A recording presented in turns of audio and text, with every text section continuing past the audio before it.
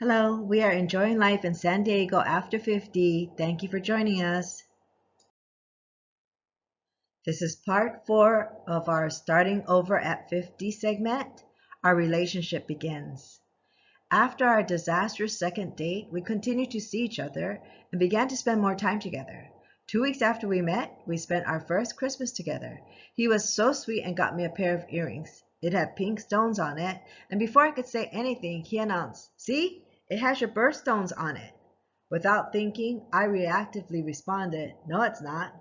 Our conversation continued like this. Him, "Yes, it is." Me, "No, it's not. I'm sorry, but my birthstone is not pink. It's blue. When do you think my birthday is?" Him, I could seriously hear him gulp. October?" Me, "Wrong. My birthday is in September." Him, "But you told me it's in October." Me, No, I did not. Why would I do that if my birthday is in September?" Him, "I don't know." We just looked at each other and laughed so hard. We had just met and it already felt like we were an old married couple. After Christmas, of course, it was New Year's. We hiked up Cowles Mountain to bring in the new year, which was really romantic, yes, but it was freezing. Oh my goodness. When we got to the top, I happened to brush against his hands and was surprised that they were so cold while my own hands were nice and warm. I told him, "Wow, your hands are so cold and mine are so warm." Without hesitation, again, the AB blood type in him, he quickly responded, "Cold hands mean warm heart, and warm hands mean cold heart." You do not want to imagine the look I had on my face at that moment. He, of course, did not say it to be mean. He just said it because it was the first thing that popped into his mind. His words, not mine. The sunrise was amazing, though. For the record, I do not really enjoy hiking, but I included it in my online profile because it seemed like it was something everyone had on theirs, and I did not think it would do much harm in including it. I mean, how bad could it be, right? Wrong. Not only did we go up Cowles Mountain, we went on other hikes too, like the Potato Chip Rock hike, which I really contemplated just breaking up with him because the climb was so hard. I'm kidding, of course, about the breaking up part, but not about the climb being hard. That is true. So true, in fact, that I will never do that hike again.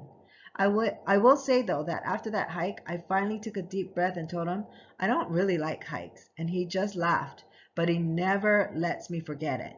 He brings it up at every opportunity he can, even to this day. After dating for about 4 months, we decided we were ready for the next step, living together. It was a very scary move for me to let go of my lease, but I felt that if he wasn't worth fighting for, then why was I even in a relationship with him? So we embarked on the next phase of our relationship. Learning to live together was a challenge, especially because I had been on my own for over 15 years. He was alone for 2 years, but he had his youngest son living with him. So it took a lot of getting used to living with someone again. Thankfully, he wasn't the type of person to leave the toilet seat up. Phew. I think he sensed my anxiety and suggested we adopt a dog, even though he wasn't really a dog person, to hopefully help me with the transition. I was so excited because I still had my dog in Hawaii waiting for me to pick her up. We started going to the local shelter, and finally, after a few weeks and multiple trips, we found the one we were looking for. We brought Mayu home, and for us, being older and not interested in having any more children, she brought a sense of family and responsibility to our relationship, which made our bond even stronger. Mayu, however, was self-driven to try to test that bond over and over again. She really did. As with a typical puppy, she was energetic, yes, but she also took being rambunctious to a whole new level. This girl, amongst other things, almost bit a hole through our bathroom wall because she was trying to escape. The sad thing is that the wall was in the wrong direction. She would have only gotten further into the bathroom. I was worried about how he was going to react to the damage and was pleasantly surprised when it didn't bother him at all. He simply acknowledged that she's a puppy, it comes with the territory, and the damage can be fixed. That's a true man right there. Needless to say, we will have to do a lot of repairs if and when we do decide to sell our house.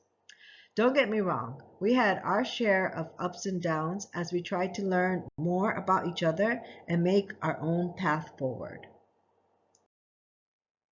He likes to say that I kept trying to sabotage the relationship, which is not entirely untrue. I did, because I think I was afraid to get too close to him in fear of breaking up. Here was a man I was searching for my entire life, and it was scary to allow him into my heart without knowing what the future would hold for us. But that's what life is all about, right?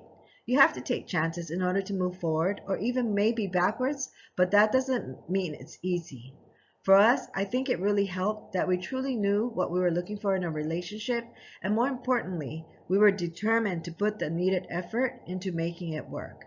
In our next episode, we will share about the struggles we went through because of the differences between our culture. Thank you for watching.